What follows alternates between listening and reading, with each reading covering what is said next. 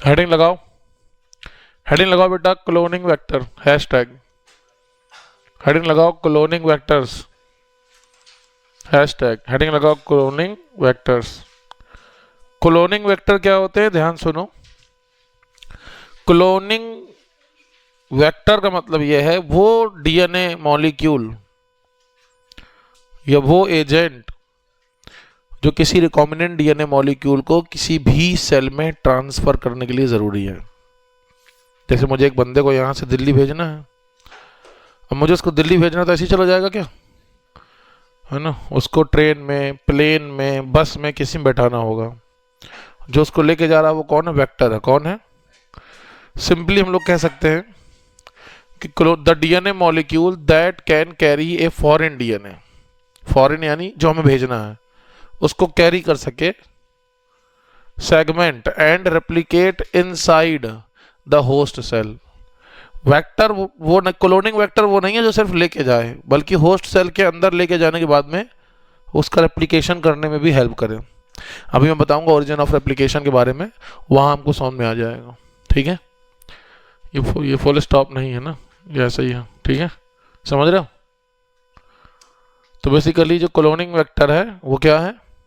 वो कोई DNA segment है, जेनेटिक मटेरियल है जो किसी फॉरेन डीएनए या रिकॉम्बिनेंट डीएनए को ट्रांसफर करने के लिए ज़रूरी होता है और होस्ट सेल के अंदर उसकी रिप्लिकेशन कराता है, उसकी कॉपी बनाता है। यू नो क्लोनिंग मतलब, क्लोनिंग का मतलब ये कॉपी फॉर्मेशन है ना, कॉपी करना। ठीक है, जो वेक्टर्स होते हैं इनके हमें पढ़ने हैं टाइप्स और फीचर्स। क्या पढ़ने हैं? टाइप्स और फीचर्स। क्लोनिंग वेक्टर से बहुत क्वेश्चंस आते हैं, बोर्ड हो चाहे नीट हो। सबसे ज्यादा क्वेश्चन तो ये पूछा जाता है एमसीक्यू में कि क्लोनिंग वेक्टर के टाइप बताओ। एक चीज बहुत ट्रेंड में है वो है कॉपी नंबर। क्या है? इससे बहुत क्वेश्चन आता है। नीट में अक्सर एमसीक्यू आते हैं क्लोनिंग वेक्टर के फीचर्स से। आपसे एग्जाम में कहेगा क्लोनिंग वेक्टर क्या है, right A short note and its types या फीचर्स। तो आज हम वही डिस्कस करेंगे कि क्लोनिंग वेक्टर क्या है, उसके टाइप्स क्या होते हैं और उसके फीचर्स क्या होते हैं। मेरे साथ बोलो, बोलो क्लोनिंग वेक्टर वो डीएनए मॉलिक्यूल है जो किसी रिकॉम्बिनेंट डीएनए या फॉरेन डीएनए मॉलिक्यूल को किसी भी होस्ट सेल में ट्रांसफर करने के काम में आता है और उसकी कॉपी करता है, यानी रेप्लिकेशन कराता है होस्ट के अंदर, उसके लिए रिस्पॉन्सिबल है। ठीक है, जैसे इसमें लिखा हुआ है, क्या लिखा हुआ है? Following vectors are commonly used in recombinant DNA technology. कुछ वेक्टर्स हैं, जैसे पहला कौन है? प्लाज्मिड। दूसरा कौन है? बैक्टीरियोफेज। और भी होते हैं, अपने सिलेबस में नहीं है। कॉस्मिड्स होते हैं, बैक बैक्टीरियल आर्टिफिशियल क्रोमोसोम होते हैं, यैक कीस्ट आर्टिफिशियल क्रोमोसोम भी होते हैं, है ना? तो cosmid, bacteriophage, sorry plasmid, bacteriophage, cosmid, BAC, YAC 5 होते हैं, लेकिन अपन को सिर्फ पढ़ने हैं 2। पहला क्या पढ़ना है? प्लाज्मिड। दूसरा क्या पढ़ना है? प्लाज्मिड। मैंने आपको बताया था plasmid are extra chromosomal DNA autonomously replicating. याद आ रहा है? बोलो, याद आया? लास्ट लेक्चर में पढ़ाया था प्लाज्मिड्स के बारे में। जिसको नहीं याद आ रहा है एक बार दिखा देता हूँ। पिछला लेक्चर नहीं देखा है, प्ले लिस्ट में जाके देख लो भाई, चैनल पे प्ले लिस्ट है, उसमें पढ़े हुए हैं। ठीक है ना? ये प्लाज्मिड के बारे में बता रखा पूरी बातें और डिस्कस किया था पीबीआर 322। याद आ रहा है? E coli cloning vector. बोलो, बताया था कि नहीं बताया था? बताया था ना? ठीक है, तो प्लाज्मिड क्या है? तो प्लाज्मिड के बारे में ऑलरेडी बता चुका हूं कि स्मॉल ऑटोनोमसली रेप्लिकेटिंग, ऑटोनोमसली यानी इंडिपेंडेंट हैं किसी दूसरे से, खुद रेप्लिकेट हो जाते हैं, खुद अपनी कॉपी बना लेते हैं। इनको होस्ट के डीएनए से मतलब नहीं है और ये एक्स्ट्रा क्रोमोसोमल डीएनए है। मैंने आपको बताया था कि अगर ये बैक्टीरिया है, बैक्टीरिया का खुद का डीएनए है, खुद का डीएनए है, तो उस डीएनए के अलावा उसके अंदर एक और डीएनए है जिसको हम कहते हैं एक्स्ट्रा क्रोमोसोमल डीएनए यानी प्लाज्मिड। तो प्लाज्मिड क्या है? स्मॉल है, ऑटोनोमसली रेप्लिकेटिंग, यूजुअली सर्कुलर। देखो कैसा है? सर्कुलर है और एक्स्ट्रा क्रोमोसोमल। जैसा मैंने बताया, सबसे इंपॉर्टेंट इसकी लाइन होती है, जब भी कोई का प्लाज्मिड क्या है तो ये वाला पॉइंट जरूर लिखना है, it is extra chromosomal double stranded DNA molecule that occur mainly in bacteria and some yeast. Mainly किसमें है? कुछ ईस्ट में है, ईस्ट बाहर में जाए। मेनली तुमको याद रखना किसमें है? बैक्टीरिया में पाया जाता है। क्लियर है? क्या हमारे अंदर पाया जाता है? आंसर है नो। आंसर है बैक्टीरियोफेज। क्या है? तो मैंने आपको पढ़ाया, बताया था जेनेटिक्स में, जब बताया था T2 फेज एक्सपेरिमेंट, है ना। तो वहाँ पे लेक्चर मैंने आपको अच्छे से पूरी डायग्राम के साथ बताया था। बैक्टीरियोफेज वो हैं जो किसी बैक्टीरिया को किल कर देते हैं, खा जाते हैं, मार देते हैं, है ना। बोलो ये करते क्या है, अपना जेनेटिक मटेरियल उसके अंदर डाल देंगे और इनका जेनेटिक मटेरियल उनको इन्फेक्ट कर देगा और उनको मार देगा। तो हमने क्या किया, ये जो जेनेटिक मटेरियल ट्रांसफर करने की टेक्निक है, ये अपना जेनेटिक मटेरियल किसी दूसरे बैक्टीरिया के अंदर डाल देते हैं। इसकी टेक्निक का यूज करते हुए हमने क्या किया, इन्हीं के जेनेटिक मटेरियल के अंदर हमने अपना रिकॉम्बिनेंट डीएनए डाल दिया और वो रिकॉम्बिनेंट डीएनए इनके हेल्प से हम बैक्टीरिया के अंदर डाल देते हैं, ठीक है ना। तो ये किसके काम में आ गए, वेक्टर के काम में आ गए। तो हम कह सकते हैं दीज आर वायरसेस। सबसे पहला पॉइंट, बैक्टीरियोफेज क्या है, वायरसेस हैं that infecting the bacteria. Those viruses that infecting the bacteria are called bacteriophage. Phage का मतलब जो उसको खा रहा, किल कर रहा। They are used as vector because of high copy number of their genome with in the bacterial cell. Bacterial cell के अंदर जाते हैं, अपनी बहुत सारी कॉपी बनाते हैं। मैंने आपको एग्जांपल दिया था ह्यूमन एंड डिजीज में, एड्स का जो डिजीज थी उसमें HIV का वायरस था, ह्यूमन इम्यूनो डेफिशिएंसी वायरस। जो HIV था वो क्या करता था, हमारी मैक्रोफेज के अंदर HIV फैक्ट्री बनाता था, अपने RNA की खूब सारी कॉपी बनाता था, क्योंकि इनके पास हाई कॉपी नंबर है। कॉपी नंबर क्या होता है इसके बारे में बात करते हैं। क्या है सर ये कॉपी नंबर, नोट लगा के कुछ पॉइंट लिखाएंगे। कॉपी नंबर क्या है, तो हम कह सकते हैं copy number is defined as the number of copies of vector present in a cell. किसी भी सेल में जो कॉपी हो, किसी भी सेल में अगर कोई भी जेनेटिक मटेरियल है वो अपने आप को रेप्लिकेट कर रहा है, 1 से 2, 2 से 4, 4 से 8, 8 से 10 हो रहा है, तो इसको बोलते हैं कॉपी करना, यानी क्लोनिंग करना। और कौन कितनी कॉपी करता है वो उसका कॉपी नंबर है। सबकी एक लिमिट है, ऐसा नहीं कि अनलिमिटेड कॉपी करे पड़े हैं, ठीक है ना। तो अंदर जाएगा तो अपनी कॉपी करेगा, रेप्लिकेशन करेगा। यूजुअली जो कॉपी नंबर होता है कितना होता है, 15 से 100, 15 to 100 कॉपीज पर सेल। हर सेल के अंदर इतनी कॉपीज बनाते हैं। लेकिन जो बैक्टीरियोफेज हैं इनका कॉपी नंबर बहुत ज्यादा है, इनसे भी ज्यादा रहता है, 200, 500, 10 हजार तक पहुंचता है। इतना हाई कॉपी नंबर है। वायरस है इसका, किसका बेटा, वायरस है इसका। जैसे प्लाज्मिड है, तो प्लाज्मिड का कितना है, 1 और 2 कॉपी नंबर बस, ठीक है ना। कितना है, और कहीं कहीं थोड़ा बहुत बढ़ जाता है, ज्यादा हो जाता है। इनका बहुत कम है, लेकिन वायरसेस बैक्टीरियोफेज का बहुत ज्यादा होता है। कॉस्मेट स्कोर भी होता है। If a foreign piece of DNA is linked with a plasmid और bacteriophage DNA, its number can be multiplied and become equal to the copy number. अगर हम किसी, मान लो हमारे पास एक डीएनए है, फॉरेन डीएनए, और इसको हम किसी प्लाज्मिड से या बैक्टीरियोफेज से अटैच कर देंगे, तो बेसिकली जो प्लाज्मिड या बैक्टीरियोफेज का कॉपी नंबर होगा वही इसका होगा। भाई तुम इससे जुड़ गए, अब ये जितनी बार डिवाइड होगा उतनी बार ये भी डिवाइड होगा। भाई मान लो मैंने एक लिया डीएनए, उसको डाला किसी प्लाज्मिड या बैक्टीरियोफेज में, तो जो प्लाज्मिड और बैक्टीरियोफेज जितनी बार डिवाइड करेगा उतनी बार हमारा रिकॉम्बिनेंट डीएनए, फॉरेन डीएनए भी डिवाइड, फॉरेन डीएनए कह दो, रिकॉम्बिनेंट डीएनए कह दो, एलियन डीएनए कह दो, बातें की है, वो भी क्या करेगा, डिवाइड करेगा, वो भी रेप्लिकेट करेगा। तो बेसिकली हम ये कह रहे हैं कि जो फॉरेन पीस ऑफ डीएनए है जिसको हमने लिंक किया है प्लाज्मिड या बैक्टीरियोफेज डीएनए से, इट्स कॉपी नंबर, जो इसका कॉपी नंबर होगा वो किसके इक्वल होगा, बोलो, कॉपी नंबर ऑफ प्लाज्मिड या बैक्टीरियोफेज। ये बात याद रखना। जैसे एक बैक्टीरियोफेज 100 कॉपी बनाता है, कितनी बनाता है, तो रिकॉम्बिनेंट डीएनए हमारे कितने बन जाएंगे, 100 बन जाएंगे। कोई 50 होता है तो रिकॉम्बिनेंट डीएनए 50, तो रिकॉम्बिनेंट डीएनए आपका उतनी बार कॉपी करेगा जितनी बार आपका बैक्टीरियोफेज या प्लाज्मिड कॉपी करता है। बात समझ में आ गई, इसको नोट करो, नोट कर लो, इसको हटाए।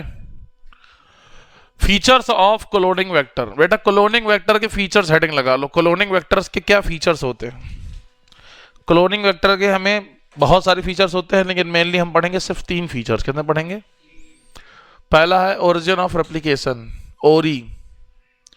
ओरिजिन ऑफ रेप्लिकेशन क्या है, ध्यान सुनना। मानो ये सर्कुलर डीएनए है, ठीक है, अब रेप्लिकेशन कहाँ से होगा, तो देखो यहाँ पे कुछ साइट्स होती हैं। जैसे यहाँ मान लो ये डीएनए है ना, तो कहीं से रेप्लिकेशन ऐसे थोड़ा कहीं से स्टार्ट हो जाएगा, तो यहाँ पे एक साइट होगी जिसे हम कहेंगे ओराई या ओरी, ओरिजिन ऑफ रेप्लिकेशन।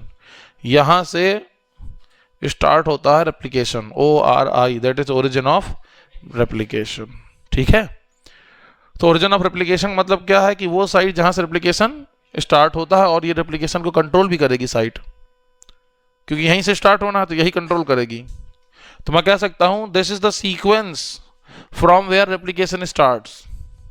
ये वो डीएनए सीक्वेंस है जहां पर रेप्लिकेशन स्टार्ट होता है, and any piece of DNA when linked to this sequence can made to replicate within host cell।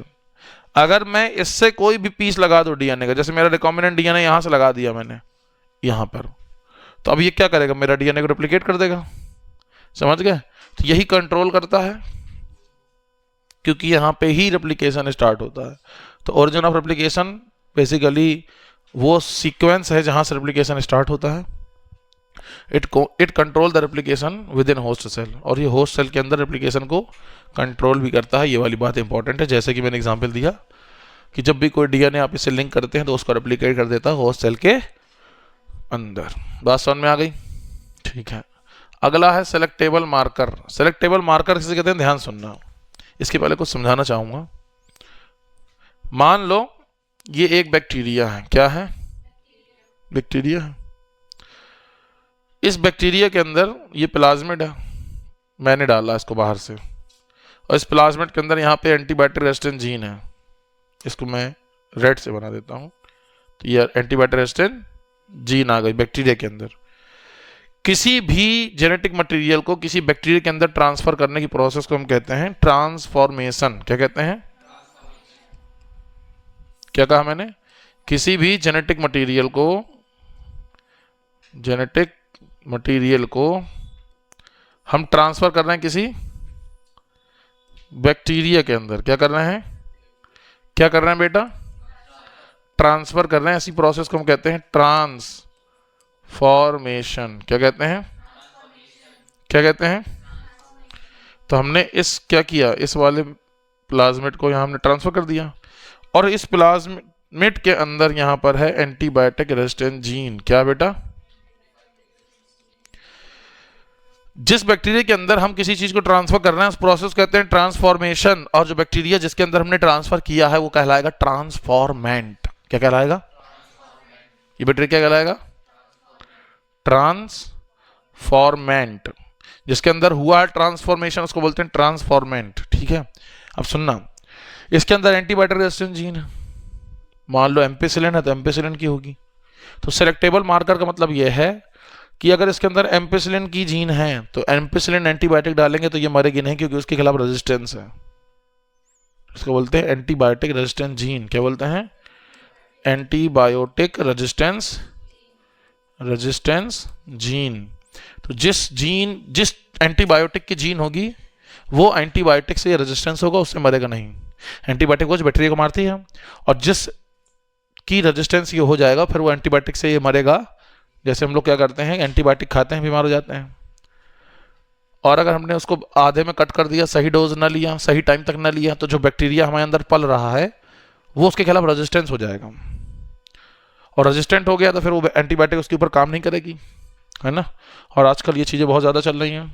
ठीक है।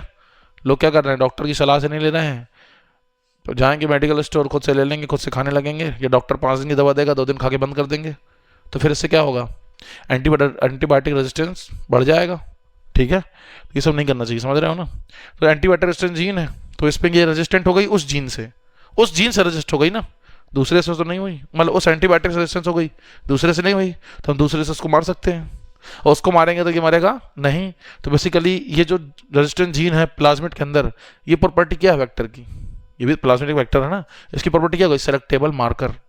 इसके अंदर ये जीन है तो इससे सेलेक्ट हो सकता है। ये आई बस समझ में। तो ये सेलेक्टेबल मार्कर का काम करता है, इसको बोलते हैं सेलेक्टेबल मार्कर। तो हम कह सकते हैं इट हेल्प इन आइडेंटिफाइंग और सेलेक्टिंग ट्रांसफॉर्मेंट्स होता है, ट्रांसफॉर्मर नहीं, transformants, and eliminating non transformants. तो बेसिकली ट्रांसफॉर्मेंट को नॉन ट्रांसफॉर्मेंट से जो सेपरेट कर देगा वो कौन है, सेलेक्टेबल मार्कर। जैसे एग्जांपल देना चाहूंगा, मेरे पास बहुत सारे बैक्टीरिया हैं और मैंने कुछ बैक्टीरिया के अंदर भेजा है एम्पिसिलिन एंटीबायोटिक रेजिस्टेंट जीन। अब बहुत सारे बैक्टीरिया हैं तो मुझे पता कैसे चलेगा मैंने किसके अंदर भेजा है, तो मैं क्या करूंगा, एम्पिसिलिन एंटीबायोटिक डाल दूंगा उनके ऊपर सॉल्यूशन। तो जो मैंने जिसके अंदर एम्पिसिलिन एंटीबायोटिक रेजिस्टेंट जीन भेजी है वो नहीं मरेगा, बाकी सारे क्या हो जाएंगे, मर जाएंगे। तो बेसिकली हमने क्या किया, एलिमिनेट किया, एलिमिनेटिंग नॉन ट्रांसफॉर्मेंट। जिसके अंदर नहीं भेजा, नॉन ट्रांसफॉर्मेंट कौन है, जिसके अंदर नहीं भेजा वो एलिमिनेट हो जाते हैं, उनको मार देता है। और जो ट्रांसफॉर्मेंट उनको क्या कर देता है, सेलेक्ट कर लेता है, आइडेंटिफाई कर लेता है। तो वही बचेंगे जिसके अंदर भेजा है, जो ट्रांसफॉर्मेंट है। आई बात समझ में। अगला है क्लोनिंग साइट। क्या है क्लोनिंग साइट का मतलब क्या है, जैसे ये झांकी बनानी है तुम लोगों को, है ना, ये सेलेक्टेबल मार्कर के नीचे बनेगी, ये झांकी किसके नीचे बनेगी? ट्रांसफॉर्मेशन का डिफिनेशन लिख देना, डॉटेड हेडिंग। ट्रांसफॉर्मेशन क्या है? प्रोसीजर है जिससे हम पीस ऑफ डीएनए इंट्रोड्यूस करते हैं किसी होस्ट या बैक्टीरिया में, ठीक है। क्लोनिंग साइट क्या होती है? जैसे मान लो मेरे पास ये पूरा क्या है, प्लाज्मिड है। अब मैं इसमें बेसिकली इसको हटा के यहाँ पे कुछ लगा दूंगा, बैक्टीरिया को जोड़ दूंगा, तो बैक्टीरिया कॉपी करेगा यहाँ पे। तो वो साइट किसी भी वेक्टर में जहाँ पर हम किसी अपने फॉरेन डीएनए को लगा दें, रिकॉम्बिनेंट डीएनए को लगा दें और वो वहाँ पे क्या करने लगे, कॉपी बनाने लगे, उसको बोलते हैं क्लोनिंग साइट। क्या बोलते हैं? जैसे लिखा है, these are generally required to link, main चीज लिंक द फॉरेन और alien DNA with in the vector. तो वेक्टर के अंदर अगर आप किसी फॉरेन डीएनए को लगाते हैं, वेक्टर के साथ लगाते हैं, वो उसको क्या करता है, कॉपी करना चालू कर देता है, ठीक है। तो उसको हम बोलते हैं, क्या बोलते हैं? Cloning site. ये एग्जाम्पल मैंने आपको उस दिन बताया था, पहले ही पढ़ा चुका हूँ इसको, बनाया था ना आप लोगों ने, इसको बनाया था ना आप लोगों ने। तो हम लोगों का वो रेस्ट्रिक्शन एंजाइम खत्म ही हो गया, तो इसको समझा देते हैं। ये है E coli cloning vector PBR 322, नाम याद रखना क्या है, E coli cloning vector PBR 322। Exam oriented to the point पढ़ा रहा हूँ, एग्जाम में सबसे पहले यही पूछता है इसका नाम, तो याद रखना क्या है, PBR 322, ठीक है। ई कोलाई का क्लोनिंग वेक्टर किसका है? ई कोलाई का क्लोनिंग वेक्टर। यहाँ पे कितनी जीन है? 2 जीन है। एक कौन है? एक कौन है? टेट्रासाइक्लिन। दूसरी कौन है? एम्पिसिलिन। एग्जाम में ये मिटा के ABCD लिख देता है, क्या देता बताओ? समझ गया ना, नीट में, बोर्ड में, हर जगह। तो ये क्या है? टेट्रासाइक्लिन। राइट पे क्या है? टेट्रासाइक्लिन। और लेफ्ट में क्या है? राइट पे क्या है? तो यह ऐसे याद रखना, राइट। आपको मैं क्या ही ट्रिक बताऊँ इसकी, ऐसे ही याद कर लेना, राइट में टेट्रासाइक्लिन है और लेफ्ट में एम्पिसिलिन है, ठीक है ना। ठीक है, चलो ये हो गया। ये याद रखना, यहाँ पे होती है रोप जीन। क्या होती है? क्या होती है?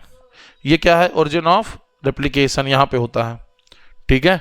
अच्छा, तुम्हें अगर यहाँ पे कट लगाना है, इस सेगमेंट को काटना है, तो किसका एंजाइम का यूज करोगे? बाम H1 और बाम H1 और सेल फर्स्ट, है ना, वो भी फर्स्ट है और ये भी फर्स्ट बताया था ना, ऑर्डर बताया था ना उसके नेमिंग में, ऑर्डर जैसे आइसोलेट किया, number second, first, second, third, fourth.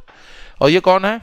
Eco are first, या इको आर फर्स्ट कहाँ आया? इकोलाई RY13 से, इसका एग्जांपल कराया था ना मैंने नेम में, ठीक है ना। तो इसकी साइट ये है, यहाँ पे काटेगा। यहाँ पे कौन काटेगा? क्लैव फर्स्ट या हिंद थर्ड।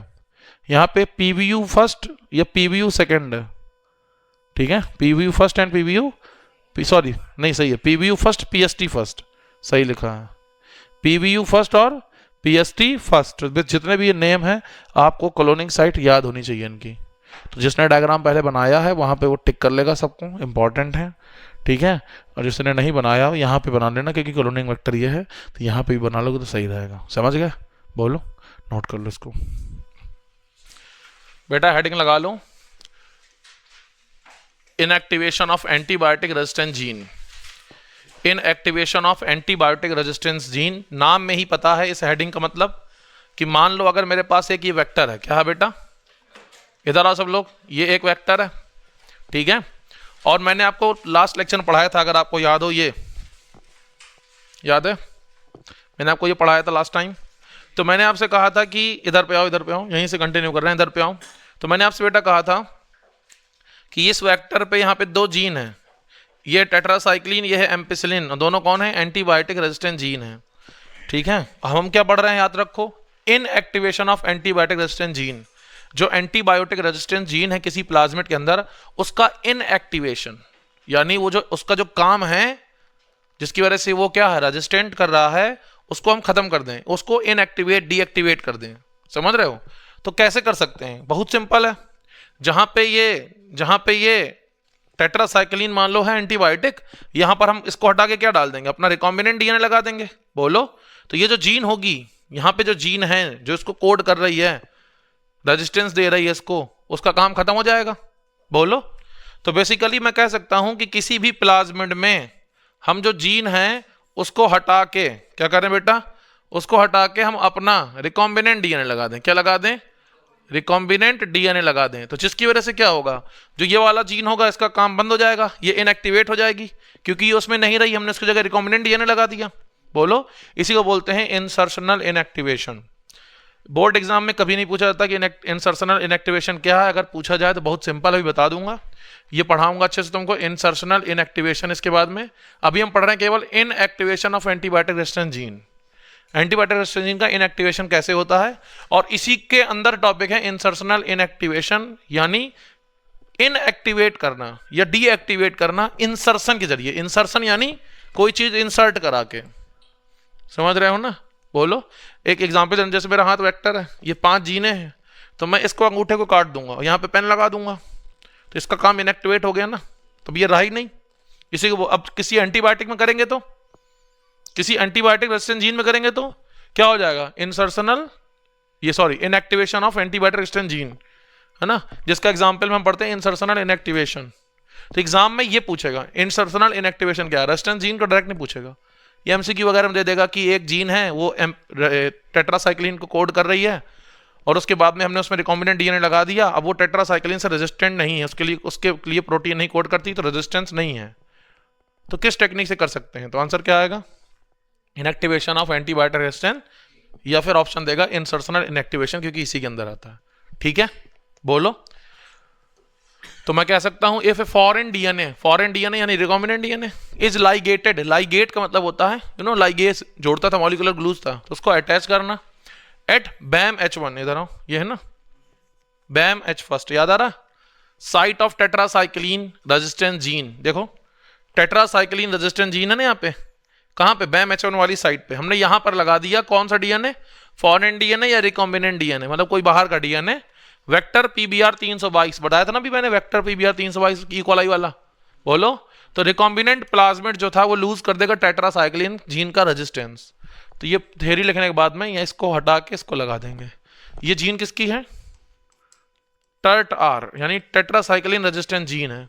ठीक है, इसको हटा के हमने अपना डीएनए लगा दिया, तो क्या हो गया? एंटीबायोटिक रेजिस्टेंस उसका खत्म हो गया, उसके पास वो प्रॉपर्टी रही नहीं। समझ गए? मेन चीज अपना है इंसर्शनल इनएक्टिवेशन, ये इंपॉर्टेंट है। कई बार चाहे वो नीट का एग्जाम हो बेटा, चाहे वो आपका बोर्ड का एग्जाम हो, बहुत बार ये आता है, बहुत इजी भी है।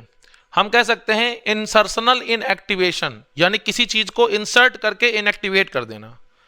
क्या कर देना? इनएक्टिवेट। ठीक है, जैसे मैं एक वेक्टर हूं और आंख मेरी जीन है जिससे मैं देख रहा हूं, तो मैं अब इस आंख की जगह कुछ और इंसर्ट कर दूं, पेन इंसर्ट कर दूं, तो क्या मैं देख पाऊंगा? तो मेरी आंख क्या हो गई? इनएक्टिवेट हो गई। ऐसे ही जो वेक्टर्स हैं जिनके पास एंटीबायोटिक रेजिस्टेंट जीन है, उनको हम किसी चीज को इंसर्ट करके क्या कर देते हैं? उनको इनएक्टिवेट कर देते हैं। तो जो चीज ऊपर बताई उसी का एग्जांपल है इंसर्शनल इनएक्टिवेशन। जैसे insertional inactivation is a technique used in recombinant DNA technology. Recombinant DNA technology में इंसर्शनल इनएक्टिवेशन क्या है? एक टेक्निक है जिसमें हम इनएक्टिवेट कर देते हैं, डीएक्टिवेट कर देते हैं जीन को, inserting A fragment of foreign DNA, बताया था ना, फॉरेन डीएनए को इंसर्ट करके उसको इनएक्टिवेट कर देते हैं into restriction site with in the gene. इधर आओ, जीन में जो रेस्ट्रिक्शन साइट है, जैसे बैम H1 है, रेस्ट्रिक्शन साइट है ना यहाँ पे, तो यहीं पर इंसर्ट कर देंगे।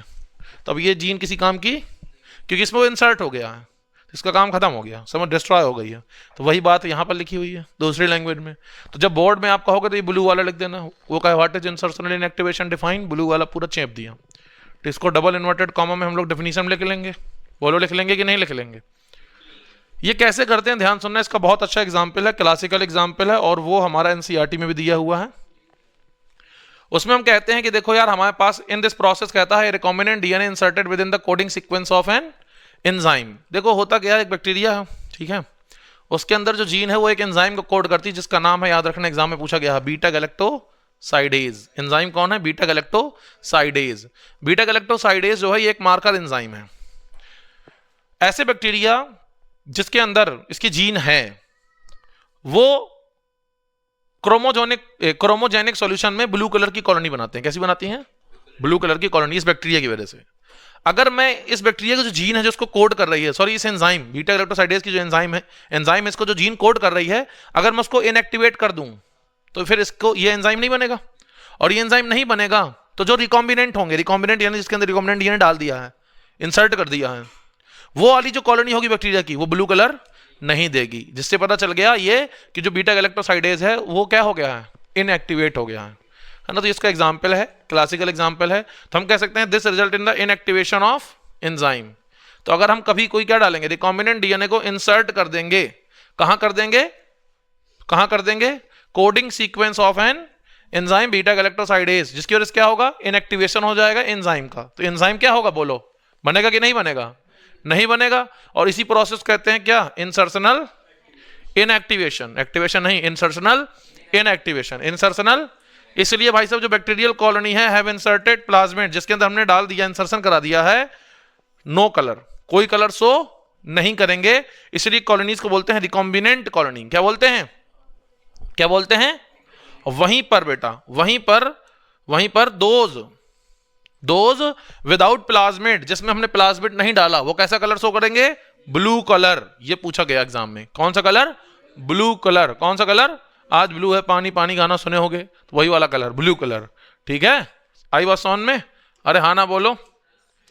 आगे कहता है जो बीटा गैलेक्टोसाइडेज वर्क करता है रिपोर्टर एंजाइम, क्या शो करता है, रिपोर्टर एंजाइम, जो कि ट्रांसफॉर्मेंट से नॉन ट्रांसफॉर्मेंट को क्या करता है, डिस्टिंग्विश करता है। ठीक है, तो ये इंसर्शनल इनएक्टिवेशन जब भी एग्जाम पूछे तो 2 पॉइंट इंपॉर्टेंट है। पहला, जहां रिकॉम्बिनेंट डीएनए डालते हैं वो जीन इनएक्टिवेट हो जाती है, इसलिए उसका प्रोटीन नहीं बनता, इसको बोलते हैं इंसर्शनल इनएक्टिवेशन। इतना सिंपल सी बात है, बाकी सब कहानी है। ठीक है, तो इसको पॉज करके लिख लो, लिखना चाहोगे बेटा, चलो ठीक है। अब पढ़ते हैं बेटा, vector for cloning gene in plant and animals, heading लगा लो, vector for cloning gene in plant and animals. तो प्लांट और एनिमल्स में जो भी वेक्टर्स होते हैं, ठीक है, जो भी क्लोनिंग करते हैं, उनके बारे में हम पढ़ रहे हैं। क्या पढ़ रहे हैं हम लोग, फिर से मेरे साथ बोलो, vectors for cloning gene in plant and animals, gene cloning वाले वेक्टर्स। जैसे एक प्लांट्स में हम देखें, प्लांट्स में एक वेक्टर है, जैसे अगर आप चाहते हैं किसी प्लांट सेल में रिकॉम्बिनेंट डीएनए को भेजना, ठीक है, किसी प्लांट सेल में रिकॉम्बिनेंट डीएनए को भेजना, तो वहां पर हम यूज करते हैं, क्या यूज करते हैं, मेरे साथ बोलो, एग्रोबैक्टीरियम ट्यूमेफेशियंस। क्या यूज करते हैं, एग्रोबैक्टीरियम ट्यूमेफेशियंस। बैक्टीरिया है ये, कौन है ये, तो एक बैक्टीरिया है। अब ध्यान सुनना, एक बैक्टीरिया है, ये बैक्टीरिया है। इस बैक्टीरिया के अंदर, इस जो ना बोले उसको मुंह काला, इस बैक्टीरिया के अंदर प्लाज्मिड है। क्या है बेटा, प्लाज्मिड है। इस प्लाज्मिड में यहां पर एक जीन है। क्या है बेटा, इस जीन का नाम है टीआई जीन। क्या नाम है, टीआई जीन। क्या नाम है, टीआई जीन। और इस प्लाज्मिड का नाम है टीआई प्लाज्मिड। क्या नाम बेटा, टीआई प्लाज्मिड। ये पता क्या करता है बैक्टीरिया, ये बैक्टीरिया जो है रेड वाला, ये रेड ना, ये जो बैक्टीरिया है बहुत बड़ा वाला है, ये प्लांट में जाता है। कहाँ जाता है भाई, सुनो, कहाँ जाता है, प्लांट की जो सेल है उसको इन्फेक्ट कर देता है। क्या कर देता है, इन्फेक्ट कैसे करता है, ध्यान सुनना, इन्फेक्ट कैसे करता है, ध्यान सुनना। ये जो बैक्टीरिया है, हाँ, ये जो रेड से लिख देता हूं मैं यहां पर, ये कौन है बेटा, बैक्टीरिया है। नाम बता इस बैक्टीरिया का, एग्रोबैक्टीरियम ट्यूमेफेशियन। देखो रेड से मैंने हाईलाइट किया है, रेड से ये बनाया ताकि आप कनेक्ट कर सकें। ठीक है, बैक्टीरिया जिसका नाम है एग्रोबैक्टीरियम ट्यूमेफेशियंस। ये बैक्टीरिया क्या करता है बेटा, ये जो है प्लांट सेल्स को, किसको, प्लांट सेल्स को, ये प्लांट की सेल हो गई, ये क्या हो गई, ऐसे होती है हेक्सागोनल, ये प्लांट की सेल हो गई। ठीक है, प्लांट की सेल को क्या करता है, इन्फेक्ट करता है। और इसका जो जीन है जिसका नाम है टीआई जीन, क्या नाम है, टीआई जीन। ये जीन पता क्या करती है, ये पता क्या करती है, ये जब एंटर करेगी, ये प्लाज्मिड जब एंटर करेगा तो टीआई जीन एंटर करेगी, बोलो। और ये जो टीआई जीन है ये कैंसरस होती है। कैसी होती है, कैसी होती है, तो ये क्या करेगी, ये क्या करेगी, जो नॉर्मल सेल थी, प्लांट की सेल जो नॉर्मल थी, तो ये क्या करेगी, नॉर्मल सेल को बना देगी कैंसरस सेल। क्या बना देगी, कैंसरस सेल। क्या बना देगी, साइंटिस्ट लोगों ने बहुत दिमाग लगाया, साइंटिस्ट लोगों ने कहा अच्छा बैक्टीरिया बेटा तुम अपना प्लाज्मिड डालते हो प्लांट के अंदर और नॉर्मल सेल को क्या बना देते हो, कैंसरस सेल। क्यों बना देते हो, क्योंकि तुम्हारे अंदर टीआई जीन है। क्या जीन है, क्या है, ट्यूमर इंड्यूसिंग जीन। हाँ हाँ, इसका फुल फॉर्म नीट पे पूछा गया, क्या नाम है इसका full form, tumour inducing, TI का मतलब ट्यूमर इंड्यूसिंग जीन। तो टीआई प्लाज्मिड क्या है, ट्यूमर इंड्यूसिंग प्लाज्मिड। ये अपना प्लाज्मिड डालता है बैक्टीरिया के अंदर, प्लांट सेल के अंदर, और उस प्लाज्मिड के अंदर टीआई जीन है, ट्यूमर इंड्यूसिंग जीन। तो प्लाज्मिड हो गया ट्यूमर इंड्यूसिंग प्लाज्मिड। और यही प्लाज्मिड क्या करता है, नॉर्मल सेल को कैंसरस सेल कर देता है और प्लांट मर जाएगा कि मर जाएगा? क्या हो जाएगा? क्या हो जाएगा? क्या हो जाएगा? मर जाएगा। तो प्लांट मर जाता है। ये साइंटिस्ट लोग को पता चल गया। किसको पता चल गया? किसको पता चल गया? साइंटिस्ट तो बहुत बड़े वाले हैं, वो कुछ ना कुछ सोच लेते हैं। तो उन्होंने दिमाग लगाया। क्या लगाया? उन्होंने कहा अच्छा ये प्लाज्मिड है, ये क्या है? तुम लोग नहीं बोलोगे बहुत पेलूंगा। क्या है? और प्लाज्मिड का ये क्या है? ये क्या है? TI gene. क्या है? तो इन्होंने पता क्या किया? साइंटिस्ट लोगों ने बहुत दिमाग लगाया। क्या लगाया? दिमाग की बहुत दिमाग, बहुत दिमाग लगाया। दिमाग ये लगाया कि ये जो तुम्हारा टीआई जीन है इसको काट दिया, रेस्ट्रिक्शन एंडोन्यूक्लिएज काट देते हैं। इसने उसको कट लगा दिया और कट लगा के एकदम मस्त चिलैक्स यूं माहौल जो प्लाज्मिड था वहां पे इसको काट दिया। अब मान लो मैं किसी घर जाता हूं, उनको बहुत मारता हूं। किससे मारता हूं? हाथों से। किससे मारता हूं? मुक्के मुक्के। अब तुम चाहते हो मैं किसी घर जाऊं लेकिन उसको मारूं नहीं, तो क्या करोगे? मेरी जो आर्म्स हैं उनको काट दोगे। तो इसको काटने को बोलते हैं डिस आर्म। क्या बोलते हैं? तो इसको क्या कर देंगे? आर्म कर देंगे, डिस आर्म कर देंगे। तो इसको डिस आर्म्ड कर दिया गया, इसकी आर्म्स को काट दिया गया। ठीक है, तो इसको बोलेंगे ये क्या है? TI plasmid. क्या है? क्या है? और ये है डिसआर्म्ड। क्या है? Disarmed TI plasmid. ये कौन है? Disarmed TI plasmid. एक टीआई प्लाज्मिड है, उससे हमने टीआई जीन हटा दी। ये जीन हमने काट के अलग कर दी। देखो ये जीन हमने काट के अलग कर दी। ये टीआई जीन है। कौन सी जीन है? इसको काट के अलग कर दिया तो बन गया डिसआर्म प्लाज्मिड। अब ये जो प्लाज्मिड है बेटा, ये जो प्लाज्मिड है, अब इसमें हम लगा देंगे अपना, बहुत बढ़िया, क्या लगा देंगे? क्या लगा देंगे? आरडीएनए। क्या लगा देंगे? अब इसको, ये क्या बन गया हमारा? वेक्टर। क्या बन गया? क्या बन गया? तो बेसिकली जो टीआई जीन थी टीआई प्लाज्मिड के अंदर, उस प्लाज्मिड से हमने वो जीन हटा दी, हमने अपना डीएनए लगा दिया, रिकॉम्बिनेंट डीएनए। तो ये पहले जाता था तो ये एक्सप्रेस करती थी तो कैंसरस बनाती थी। अब हम प्लांट को जैसा करना चाहेंगे हम वैसा कर देंगे। मैं बताऊंगा आपको रिकॉम्बिनेंट डीएनए टेक्नोलॉजी का यूज करके, जो एप्लीकेशन है बायोटेक्नोलॉजी की, उसका यूज करके हमने प्लांट से ऑयल बनाया। जो ऑयल जैसा हम चाहते थे वैसा बनाया, उसमें उसके प्रोटीन के कंटेंट को बढ़ा दिया, उसका न्यूट्रिशन बढ़ा दिया। हम जो चाहेंगे वो कर सकते हैं। किसकी हेल्प से? बायोटेक्नोलॉजी की हेल्प से। ठीक है, तो ध्यान देंगे। ये बातें समझ में आ गई? बोलो भाई। तो और तुमको कुछ बातें बता देते हैं प्यार से। तो भैया एग्रोबैक्टीरियम ट्यूमेफेशियंस कौन है? पैथोजेन है सेवरल डाइकॉट प्लांट का, जो डिलीवर करता है piece of DNA known as T DNA. उसी को बोलते हैं टीडीएनए, मतलब टीडीएनए यानी ट्यूमर इंड्यूसिंग डीएनए। ठीक है, उसी को टीआई प्लाज्मिड भी कहते हैं। टीडीएनए यानी ट्रांसफर डीएनए, ट्रांसफर करता है नॉर्मल सेल्स को किसमें कन्वर्ट करता है? कैंसरस सेल में प्रोड्यूस करता है केमिकल रिक्वायर्ड पैथोजन। ठीक है, क्लियर है? अगला this is done as tumour inducing plasmid. क्या है? इसके किसके फॉर्म में करता है? ट्यूमर इंड्यूसिंग प्लाज्मिड के फॉर्म में, जो कि एग्रोबैक्टीरियम ट्यूमेफेशियंस का है। उसको मॉडिफाई कर दिया, क्लोनिंग वेक्टर बना लिया, which is no longer pathogenic to plant. क्योंकि भैया उसकी टीआई जीन हटा देंगे तो फिर प्लांट के लिए वो पैथोजन नहीं रहेगा। तो एग्जाम में जब भी क्वेश्चन आता है तो इनसे बहुत क्वेश्चन आते हैं झांकी से, तो ये पूरा लिख के झांकी बना लेना। ठीक है, बना लोगे? पॉज करके बनाओ। हो गया ये? चलो बहुत बढ़िया। क्या लिखा? बहुत बढ़िया, कितना जल्दी लिख लेते यार तुम लोग। अब बेटा एक लास्ट टॉपिक बचा जिसका नाम है कंपिटेंट होस्ट ऑर्गेनिज्म। क्या है? Competent host organism. ध्यान सुनना, आप किसी बैक्टीरिया को, किसी सेल को कुछ देना चाहते हैं, वो उसको लेने लायक ही नहीं है, तो क्या उसको दे पाएंगे? आप किसी को कोई चीज देना चाहते हैं, उसको लेने लायक नहीं है, तो क्या आप उसको देंगे? देंगे तो क्या वो ले पाएगा? नहीं। इसको बोलते हैं कंपिटेंसी। क्या बोलते हैं? बेसिकली कंपिटेंट ऑर्गेनिज्म का मतलब है वो ऑर्गेनिज्म जिस जो लेने के लायक हो। जैसे एग्जांपल, मेरे पास ये पेन है, मैं कहूंगा बैक्टीरिया से लो पेन लो, बैक्टीरिया इतना सा है, इतना बड़ा पेन ले लेगा? इम्पॉसिबल, वो उसके लायक है ही नहीं, वो कंपिटेंट नहीं है। क्या नहीं है? कंपिटेंट नहीं है। ऐसे ही जो बैक्टीरिया होता है, ध्यान सुनना प्लीज, क्या कहा मैंने?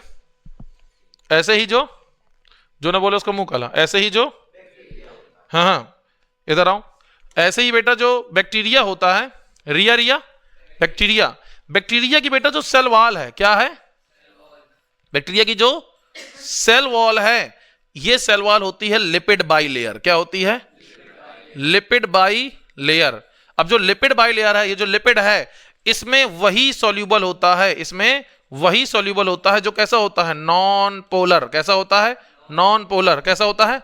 सुनना ध्यान से, बैक्टीरिया की जो सेल वॉल है वो लिपिड बाई लेयर है। लिपिड की 2 लेयर है, ठीक है, जो आपने क्लास 11 पढ़ा भी था, और इसमें वही सॉल्यूबल है जो नॉन पोलर है। डीएनए क्या होता है? डीएनए यानी जो हमारा न्यूक्लिक एसिड है, क्या है बेटा? जो रिकॉम्बिनेंट डीएनए हम डालना चाहते हैं किसी भी सेल के अंदर वेक्टर के जरिए, ये ससुरा पोलर है, ये ससुरा, तो ये जो बैक्टीरिया की लेयर उसको क्रॉस नहीं कर पाता, ये सेल मेम्ब्रेन को क्रॉस नहीं कर पाता, ठीक है, सेल वॉल को, सेल मेम्ब्रेन को क्रॉस नहीं कर पाता। अब आप किसी भी सेल मेम्ब्रेन के अंदर कुछ भेजना चाहेंगे, वो चाहे प्लांट की हो, चाहे एनिमल की हो, चाहे बैक्टीरिया की हो, मैंने बैक्टीरिया के एग्जांपल ले लिया था बेसिकली, ठीक है, तो उसके अंदर हम ट्रांसफर नहीं कर पाएंगे क्योंकि डीएनए ट्रांसफर नहीं होता है, क्योंकि जो सेल मेम्ब्रेन है, सेल वॉल की जगह हम कह सकते हैं सेल मेम्ब्रेन, तो ज्यादा अच्छा है, क्योंकि एनिमल के अंदर सेल वॉल नहीं है ना, बोलो सेल मेम्ब्रेन, कौन सी membrane? Cell membrane, cell wall नहीं, सेल मेम्ब्रेन, ठीक है, जो सेल मेम्ब्रेन है उससे डीएनए ट्रांसफर नहीं होगा, तो फिर बैक्टीरिया या कोई भी सेल उसको ले नहीं पाएगी, बोलो, तो वो उसको लेने लायक नहीं है, तो इसको बोलते हैं वो कंपिटेंट नहीं है। कंपिटेंट यानी वो लेने लायक नहीं है। तो हम क्या करेंगे? उसकी कंपिटेंसी को बढ़ाएंगे, उसको कंपिटेंट बनाएंगे। भाई एक बच्चा छोटा सा, वो इंजेक्शन नहीं लेना चाहता है क्योंकि वो कंपिटेंट नहीं है, वो उसको नहीं लेगा, हम क्या करेंगे? जबरदस्ती दे देंगे, और ना बहला फुसला के उसको धीरे से लगा देंगे, समझ रहे हो ना? बोलो, चॉकलेट दिखा के, बच्चा चॉकलेट को देख, चॉकलेट खाओ बेटा, चॉकलेट खाओ, वो चॉकलेट खाने में खुश है, पेल दिया उसके पीछे से, समझ रहे हो? बोलो, ठीक है। तो हम लोग कह सकते हैं the competency is the ability of a cell to take up the foreign Indian नहीं भाई, to take up foreign DNA, foreign DNA, Indian DNA नहीं, कौन सा डीएनए? Foreign DNA. कौन सा डीएनए? हालांकि हम इंडियन सबसे आगे रहते हैं, किसी से कम नहीं, इसलिए यहां पे भी आ गया, ठीक है ना। फॉरेन डीएनए, कौन सा डीएनए है? DNA is a hydrophilic molecule so it can not pass through the cell membrane. DNA hydrophilic है, हाइड्रोफिलिक यानी पोलर है, इसलिए पास नहीं होता। In order to force bacteria to take up the plasmid bacteria, है ना, क्या कहते हैं? Plasmid bacterial cell must be made competent. तो किसी भी बैक्टीरिया या किसी भी सेल को, बैक्टीरिया की जगह हम क्या लिख सकते हैं? बैक्टीरियल सेल या कोई भी अदर सेल, कोई भी बैक्टीरियल सेल और अदर सेल कर देना, ठीक है ना। उसको हम पहले क्या बनाना पड़ेगा? कंपिटेंट, लेने लायक बनाना पड़ेगा। और किसी भी चीज को आप कंपिटेंट बनाएंगे तो आपके पास 3 मेथड है। कितने मेथड हैं? इसमें लिखा सेल मेम्ब्रेन को कंपिटेंट बना सकते हैं by following methods given below, और ये 3 मेथड हैं। पहला मेथड कौन है? केमिकल मेथड, जिसको बोलते हैं कैल्शियम क्लोराइड मेथड। ये क्या होता है? बहुत ईजी है, ध्यान सुनना। ये एक सेल है, ये क्या है बेटा? सेल है, ध्यान सुनना प्लीज। इसकी जो सेल मेम्ब्रेन है वो किसी भी डीएनए को नहीं ले रही है, ठीक है। तो हम क्या करेंगे? इसको ट्रीट करेंगे, इसको ट्रीट करेंगे CaCl2 कैल्शियम क्लोराइड मीडियम में। कैल्शियम क्लोराइड क्या देगा? कैल्शियम आयन देगा। क्या देगा? और ये जो कैल्शियम आयन है ये इस सेल मेम्ब्रेन में जाएंगे और पोर्स बना देंगे। क्या बना देंगे? पोर्स यानी छेद बना देंगे। बोलो सही है। और जब हम इस सेल को रिकॉम्बिनेंट डीएनए के मीडियम में ग्रो कराएंगे तो रिकॉम्बिनेंट डीएनए पोर्स के जरिए अंदर चला जाएगा। दीवार बनी है, दीवार से नहीं जा पा रहा है, दीवार में छेद कर दिया है, जाएगा कि दबा के जाएगा? दबा के जाएगा। इसी को बोलते हैं, क्या बोलते हैं? केमिकल मेथड यानी treatment with the calcium chloride. इसमें लिखा है in this method cells are treated with specific concentration of divalent cation. Divalent cation एक बार नीट पूछा गया था, वो कौन है? कैल्शियम है। कौन है?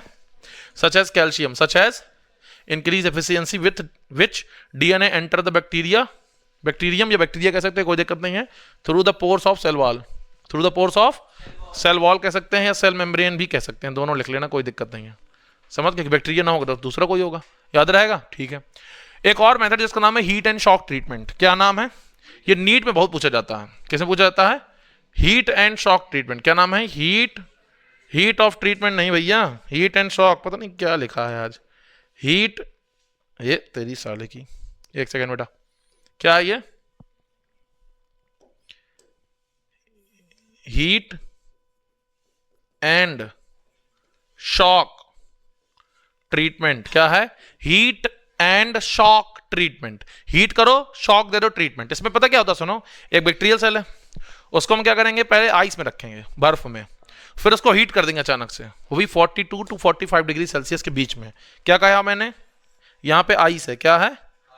आइस है। तो इस बर्फ में क्या रखेंगे? सेल को रख देंगे। सेल जम गई तो किसी को तुमने ठंडा कर दिया तो वो क्या होगा? उसमें कंस्ट्रक्शन हो गया। बोलो, कंस्ट्रक्ट हो गया। और जैसे ही उसको निकाल के तुमने तुरंत क्या कर दिया? फ्लेम में रख के उसको हीट कर दिया। ये बर्नर रखा है, इस पे हीट कर दिया तो एकदम से वो क्या हो गई? सेल मेम्ब्रेन की बॉन्ड्स टूट गए, लूज हो गई। तो इसको बोलते हैं हीट एंड शॉक ट्रीटमेंट। जिसकी वजह से क्या होगा? बेसिकली यहाँ पे बीच में लूज हो जाएंगी तो उससे भी गैप बन जाएगा, उससे क्या चली जाएगी? रिकॉम्बिनेंट डीएनए अंदर चला जाएगा। तो हम कह सकते हैं सेल्स आर इनक्यूबेटेड। सेल को इनक्यूब बाहर निकाल लेंगे। विथ रिकॉम्बिनेंट डीएनए उसके साथ प्लेस कर देंगे। अब कितने डिग्री सेल्सियस पे, 42 डिग्री सेल्सियस पे पुट करेंगे और फिर से उसमें कहाँ रख देंगे, आइस में। तो ice heat ice heat ice heat ऐसे रिपीट करेंगे। इस प्रोसेस बोलते हैं हीट एंड शॉक ट्रीटमेंट। क्या बोलते हैं, हीट एंड शॉक ट्रीटमेंट। तो ये हो गया अपना पहला मेथड। क्या हो गया, किसी भी बैक्टीरियल सेल को या कोई भी एनिमल प्लांट सेल है क्या उसको कंपिटेंट बना सकते हैं, कंपिटेंट यानी उसको लेने लायक बना देंगे। अगर वो रिकॉम्बिनेंट डीएनए नहीं ले पाएगी तो उसको हम चेंज कर देंगे। पहला मेथड क्या है, केमिकल मेथड। पहला क्या है, या तो हम कैल्शियम क्लोराइड डालेंगे तो कैल्शियम आयन डाइवेलेंट का आयन है वो क्या करेगा, बोलो पोर्स क्रिएट कर देगा, या फिर हीट एंड शॉक ट्रीटमेंट कर देंगे तो बेसिकली उससे भी पोर बन जाएंगे क्योंकि सेल वॉल क्या हो जाएगी, लूज हो जाएगी। बात समझ में आ गई, बोलो। अगला हमारा फिजिकल मेथड, कौन सा मेथड, अब ये एक सेल है, ये उसका न्यूक्लियस है, ये सेल है वो उसका, अब ये सेल कह रही है मैं ना लूंगी, तो मैंने कहा ना लो। मैंने कहा क्यों नहीं लोगी, तो कह रही मेरी सेल मेम्ब्रेन अलाउ नहीं करती है, यू नो पापा घूमने के अलाउ नहीं करते हैं। तो हमने कहा अच्छा नहीं लोगी, इंजेक्शन लगा देंगे। क्या लगा देंगे, ठीक है। तो हमने इंजेक्शन लिया, उसमें जीन भर दिया, जीन को सीधा अंदर लगा दिया। अब क्योंकि सेल कैसी है, माइक्रोस्कोपिक, बहुत छोटी है, इसलिए ऐसे इंजेक्शन बोलते हैं माइक्रो इंजेक्शन। क्या बोलते हैं, क्या बोलते हैं, क्या बोलते हैं, तो हम कह सकते हैं माइक्रो इंजेक्शन। एक फिजिकल मेथड है, ठीक है, जो इंट्रोड्यूस करता फॉरेन डीएनए को इनटू द होस्ट सेल। इसमें क्या करते हैं, जो रिकॉम्बिनेंट डीएनए को डायरेक्टली इंजेक्ट कर देते हैं nucleus of the animal cell. याद रखना सबसे इंपॉर्टेंट पॉइंट ये है, सबसे इंपॉर्टेंट पॉइंट ये है कि किसके लिए यूज होता है, सिर्फ एनिमल्स के लिए होता है। किसके लिए होता है, किसके लिए, एक है जीन गन मेथड। क्या है, ओ माय गॉड, क्या है, जीन गन। ये झांकी उसके साथ बना लेना, ठीक है, बना लोगे ना।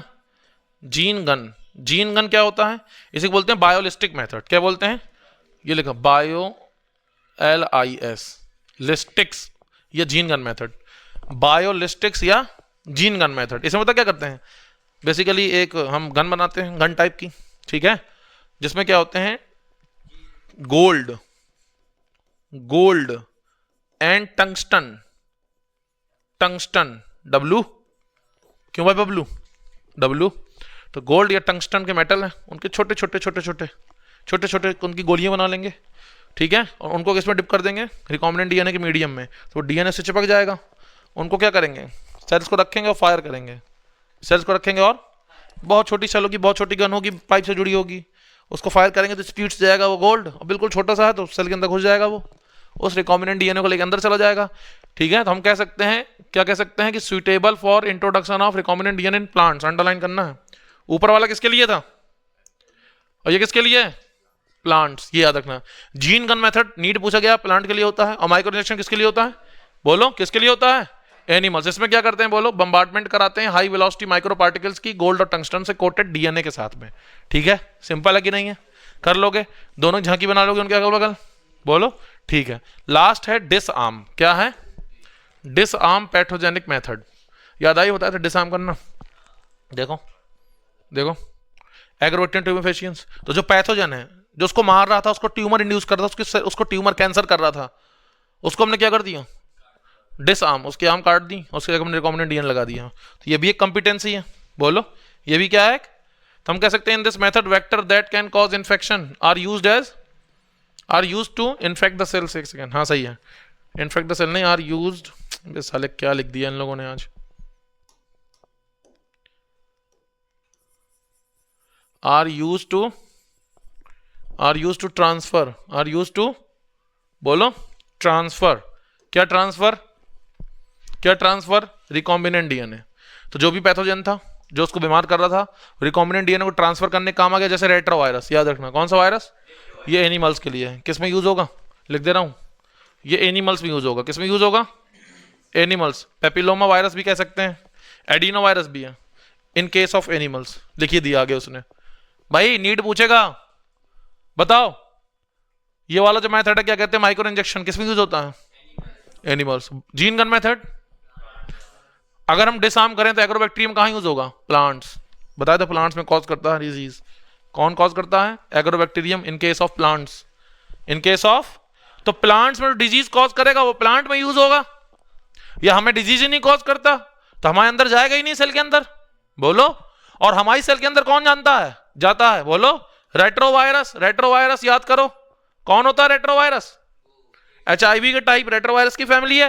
ह्यूमन पेपिलोमा वायरस याद करो, ह्यूमन पेपिलोमा वायरस बोलो डिजीज करता कि नहीं करता, पता है ना कौन सी डिजीज करता है, मुस्कुरा बहुत रहा बताओ, नहीं पता ना। फीमेल के अंदर रिस्पॉन्सिबल है human papilloma virus cervical cancer के लिए।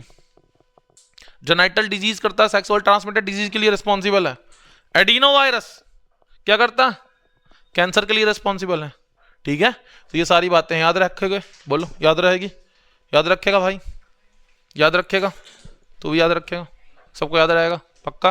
मैं फिर आऊंगा नेक्स्ट लेक्चर में। Thank you.